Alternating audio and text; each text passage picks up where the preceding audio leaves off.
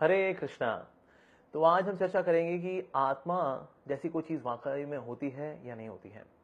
क्या सोल वाकई में है या आत्मा वाकई में होती है, या सिर्फ ये कुछ रिलीजियस लोगों का ऐसा बिलीफ है कि आत्मा जैसी कोई चीज होती है। क्या आत्मा वाकई में होती है?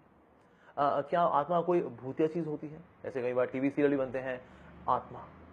तो आत्मा क्या है वास्तव में? क्या आत्मा वाकई में है, नहीं है? इज इट फैक्ट और इज इट फैंटेसी? तो आज हम चर्चा करेंगे कि आत्मा वाकई में होती है नहीं होती। तो आत्मा तो होती है। तो इसको लेकर के आज हम कुछ प्रूफ्स के ऊपर भी चर्चा करेंगे। तो सबसे पहला प्रूफ जो है that soul exist is consciousness. ये फीलिंग्स, ये इमोशंस, ये कभी भी डेड केमिकल्स में नहीं आ सकते। जो डेड केमिकल्स होते हैं वो एक मरे हुए व्यक्ति के अंदर भी होते हैं और एक लिविंग व्यक्ति के अंदर भी होते हैं। So living person and dead person they both have same chemicals. लेकिन वो जो है वो मरा हुआ है, ये व्यक्ति जीवित है। ऐसा क्यों? ऐसा कैसे हो सकता है भला? तो क्या चीज है जो कि उसके अंदर मिसिंग है? अगर वो बोले कि ना थोड़ा केमिकल्स का लोचा हो गया आगे पीछे इस वजह से, वेल तो केमिकल बदल दें। अगर केमिकल बदल देते हैं तो उसे कैल्शियम कार्बोनेट था, वो वापस कैल्शियम कर देंगे उसका, तो वो जिंदा हो जाएगा। लेकिन कैसे भी केमिकल्स को हम मैनिपुलेट करें, लेकिन हम मरे हुए व्यक्ति को जिंदा नहीं कर पाते। यानी कोई अंदर, उसके अंदर एक ऐसी चीज है जो कि केमिकल्स के परे है। तो वो है कॉन्शियसनेस, फीलिंग्स।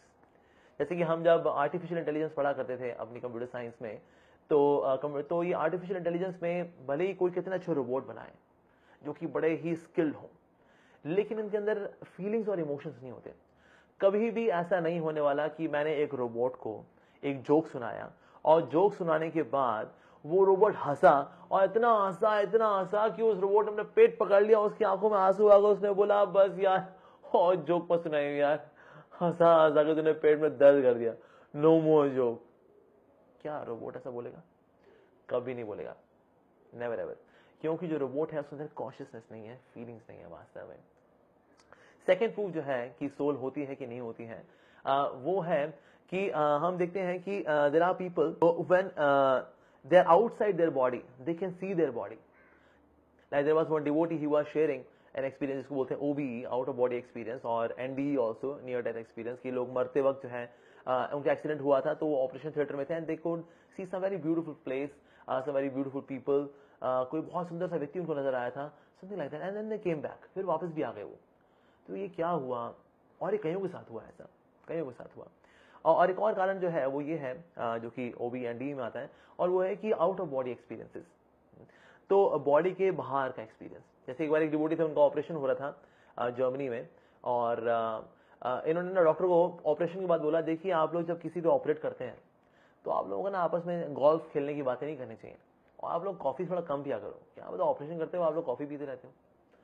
तो डॉक्टर एस्टोनिश्ड थे कि इसको तो हमने एनेस्थीसिया दिया हुआ था, इसको कैसे ये सब पता? तो उन्होंने पूछा आपको कैसे पता कि हम लोग गोल्फ की बातें करते हैं? तो उस डिवोटी ने कहा कि ना सिर्फ मुझे ये पता है कि आप गोल्फ की बातें करते हो, बल्कि मैं तो ये भी देख के आया था कि छत पे क्या क्या है। तो छत पे जो है दरवाजे के पीछे जो है आपने नाइकी के 2 जूते भी रखे हैं वहां पर, जो बहुत फटे पुराने जूते हैं, और वहां पर जो है पानी की टंकियां भी हैं, 5 पानी की टंकियां, एक पानी की टंकी लीक भी हो रही है वहां पर। तो जब जाके देखा गया तो वो तो लॉक था जो छत थी, और फिर लॉक उसको अनलॉक किया तो एक्चुअली दरवाजे के पीछे 2 नाइकी के पुराने जूते पड़े हुए थे, और 6 टंकियां थी, उनमें से एक टंकी पानी की टंकी लीक हो रही थी। This was very astonishing. Out of body experiences और नियर डेथ एक्सपीरियंसेस, ये एक और प्रूफ है कि आत्मा तो होती है। और साथ ही एक और प्रूफ है which was very scientific proof, जो कि एक न्यूरोलॉजी के जो फादर माने जाते हैं मॉडर्न न्यूरोलॉजी के, उनका नाम है doctor Wilder Penfield. So doctor Wilder Penfield ने जो है एक एक्सपेरिमेंट किया। उन्होंने एक व्यक्ति को ऐसे बिठाया, उसके सर पे चारों ओर जो है चेपियां लगाई, इलेक्ट्रॉनिकली उसकी जो है जितने भी उसकी ब्रेन की एक्टिविटीज हैं उनको ट्रैक करने के लिए, ठीक है। और ये उन्होंने यहां सब लगा लिया, उसके बाद वो कंप्यूटर पे ट्रैक कर रहे थे। उन्होंने फिर इस व्यक्ति को बोला, जिसके कि सर पे उन्होंने जो है सारे इलेक्ट्रॉनिकली या सर्किट उन्होंने जो लगाया हुआ है ताकि उसकी मेंटल एक्टिविटीज को, उसकी ब्रेन की एक्टिविटीज को ट्रैक किया जा सके। So he was trying to prove that brain is the source of consciousness. ये सोल वोल कुछ नहीं होता। सो क्या सोल होती है नहीं होती? So he was trying to experiment on that. तो उन्होंने कहा अच्छा अपना राइट हैंड उठाओ।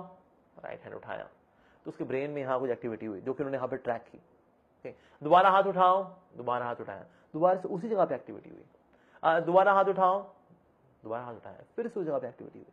तो 3 बार इस तरह से हाथ उठाने की एक्सरसाइज हुई। अब चौथी बार डॉक्टर पेनफील्ड ने क्या किया, इलेक्ट्रॉनिकली उसके ब्रेन में यहाँ पर एक्टिविटी की, जो कि यहाँ पर उसने सारा ट्रैक किया हुआ है, तो इलेक्ट्रॉनिकली उसी जगह पे एक्टिविटी की। जब एक्टिविटी की फिर से हाथ उठ गया उसका। अरे दोबारा से जब उस जगह पे इलेक्ट्रॉनिकली एक्टिविटी की यहां पर, वहां से यहां पर, तो फिर से वाला हाथ उठ गया। एक और बार किया, फिर से हाथ उठ गया, फिर से यहां से एक्टिविटी और फिर हाथ उठ गया। आप डॉक्टर पेनफील्ड जो इस व्यक्ति के पास आए और कहा कि बताओ कितनी बार हाथ उठाया जी? तो इस व्यक्ति ने कहा जी मेरा हाथ तो 6 बारी उठा है, लेकिन मैंने पहली 3 बारी उठाया था, अगली 3 बारी मेरा हाथ तो उठा था लेकिन मैंने नहीं उठाया था। डॉक्टर पेनफील्ड ने क्या बोल रहे हो यार, तुमने 6 बार हाथ उठाया? तो जो जिसके ऊपर एक्सपेरिमेंट होता था वो यही कहता था, हाँ जी बिल्कुल आपने सही कहा कि ये हाथ तो 6 बारी ही उठा, लेकिन मैंने पहली 3 बारी उठाया, अगली 3 बारी हाथ तो उठा था लेकिन मैंने नहीं उठाया। This was very shocking. कहते अरे ये क्या भाई? तो डॉक्टर पेनफील्ड ने इस एक्सपेरिमेंट को कई लोगों के साथ दोहराया। जब उन्होंने एक्सपेरिमेंट किया तो सबके साथ सेम रिजल्ट आया कि सब ये कहते थे कि पहली बारी में तो मैंने उठाया था और उठा था, लेकिन उसकी अगली 3 बारी ना मैंने नहीं उठाया था लेकिन फिर भी उठा था। तो डॉक्टर पेनफील्ड ने ये निष्कर्ष निकाला that there is something in the body which uses brain to control the body, and what is that something? This is actually soul. क्योंकि ब्रेन जो है ये तो एक तरह का मीडियम है जिससे कि कॉन्शियसनेस परमेट होकर जाती है, and then the body is exhibiting consciousness. लेकिन फैक्चुअली कॉन्शियसनेस आ कहां से रही है, चेतना आ कहां से रही है? ये तो वास्तव में सोल से आ रही है। तो इस प्रकार से डॉक्टर पेनफील्ड का ये जो एक्सपेरिमेंट है ये बड़ा ही साइंटिफिक प्रूफ है कि आत्मा होती है। ये दिखती नहीं है हमें, ये दिखती नहीं है लेकिन वास्तव में होती तो है। इस तरह से फूलों में खुशबू नजर नहीं आती, सरसों में तेल नजर नहीं आता, गन्ने के अंदर चीनी नजर नहीं आती, दूध के अंदर लैक्टोस नजर नहीं आता, उस तरह से शरीर में आत्मा नजर नहीं आती, लेकिन आत्मा होती तो है। ये फीलिंग्स, ये इमोशंस, ये भला और कहां से आएंगे बाबा? ये डेड केमिकल्स के अंदर से तो आ ही नहीं सकते, बिकॉज दे आर डेड। एक लिविंग पर्सन में से की वजह से कुछ डेड केमिकल्स आ सकते हैं, जैसे पसीना निकल आया, लेकिन कभी डेड से जो है लाइफ नहीं आ सकती। Life always comes from life, life cannot come from dead matter. So in this way there are many such proofs as well. और हम एक एक्सक्लूसिव एपिसोड आप लोगों के लिए लेकर के आएंगे जिसमें कि हम लोग रीइंकार्नेशन के ऊपर भी चर्चा करेंगे, which is also another proof for proving that soul does exist. आत्मा का अस्तित्व वास्तव में है, and we all are souls. We are staying in this body. हम इस शरीर में रहते हैं वास्तव में, लेकिन हम एक शरीर नहीं है, हम तो एक आत्मा है, एक सुंदर सी आत्मा है जो कि भगवान श्री कृष्ण का अंश है। क्योंकि भगवान कृष्ण बहुत सुंदर है, इसीलिए उनका ये अंश, ये जो आत्मा है, ये भी सच्चिदानंद है और ये भी बहुत ही